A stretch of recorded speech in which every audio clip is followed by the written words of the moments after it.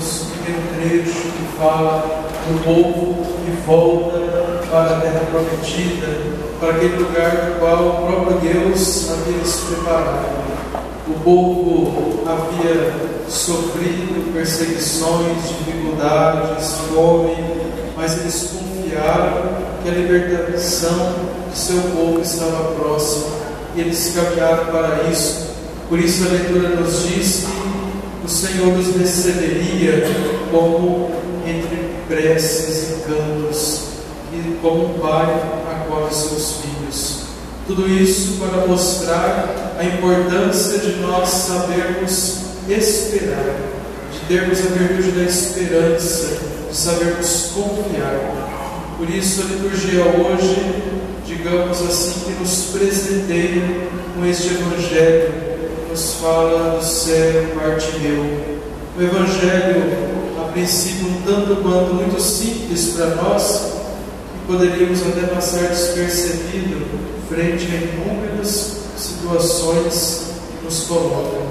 A primeira de todas, como nos foi dito no comentário, e repito agora, o cego Bartimeu é para nós um modelo do discipulado. É a partir da experiência do cego Bartimeu que nós precisamos estarmos motivados em nossa caminhada, sobretudo em nossa vida de fé. Gostaria aqui neste Evangelho de destacar para a nossa reflexão hoje 4 pontos fundamentais que esse episódio do cego Bartimeu nos apresenta, que são importantes para a nossa reflexão, para a nossa vida, a nossa caminhada como discípulos. O primeiro ponto deles é a escuta da palavra. Bartimeu ele não enxergava, mas ele mantinha seu coração em sintonia com o coração do Cristo. Ele ouviu dizer que Jesus estava passando e ele confiou.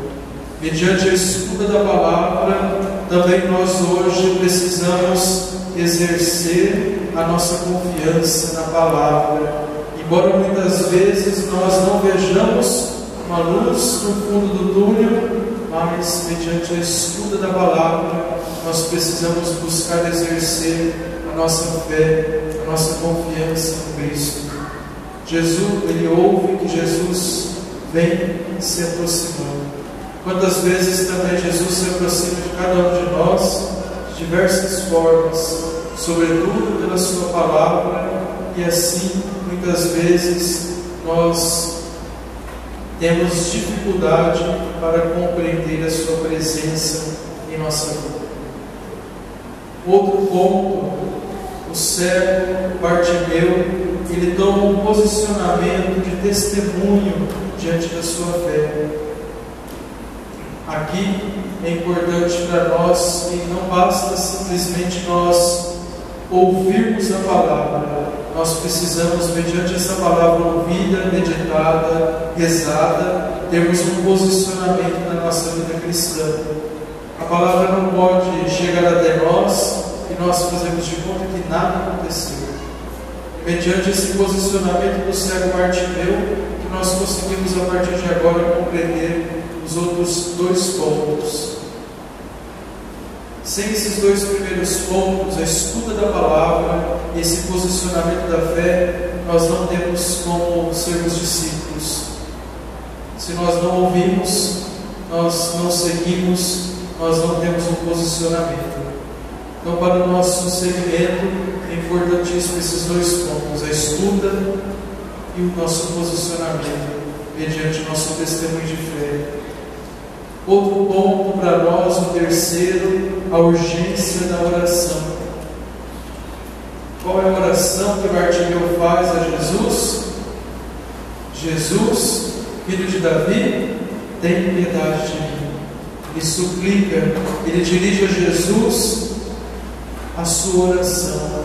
E a oração, bem sabemos, para todos nós, é o nosso lugar profundo do encontro com Cristo. Vejamos que o Evangelho vai apresentando para nós a escuta da palavra, nosso posicionamento e diante do nosso testemunho, e não para por aí. É preciso a urgência da nossa oração. Aquilo que nós rezamos, aquilo que nós acreditamos, estudamos, nós rezamos ao Senhor. Que a nossa oração seja simples, mas que ela possa partir do nosso coração, da nossa necessidade. A nossa oração não pode ser simplesmente uma oração de pedido, mas também deve ser uma oração de louvor, de agradecimento por tantas coisas que o Senhor nos concede.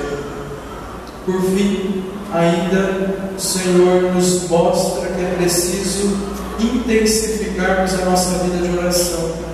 Porque quando o cego Bartimeu começa a clamar por Jesus, a multidão que está perto faz com que ele se cale.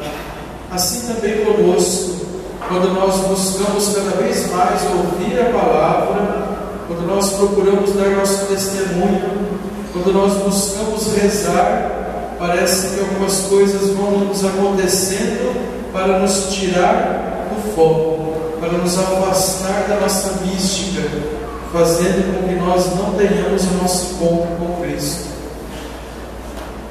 Frente a tudo isso são os nossos desafios.